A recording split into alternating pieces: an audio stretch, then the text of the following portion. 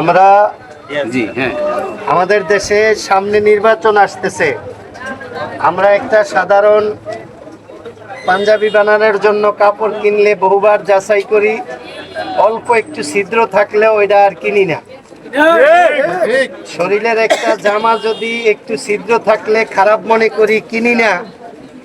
আমরা আমাদের দেশটা যাদের হাতে দেই তাদের গায়ে কত ছিদ্র, এটা কি দেখছেন কোন সময়? এত ছিদ্রওয়ালা মানুষকে সংসদে কিভাবে পাঠান আপনারা? আমার অনুরোধ থাকবো, ছিদ্র কমান, যাদের সব দিক ফ্রেশ আছে এরম লোকের ভালো জায়গায় পাঠান, তাইলে দেশের কাজ হবে।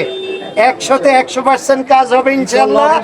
অতীতে 54 বছর যেই ভুল করছি, ভবিষ্যতে এমন সুযোগ পাওয়ার পরে আর যেন আমাদের এই ভুল না হয়, এই আহ্বান জানিয়ে আমি আমার বক্তব্য শেষ করলাম। আলহামদুলিল্লাহ রাব্বিল আলামিন।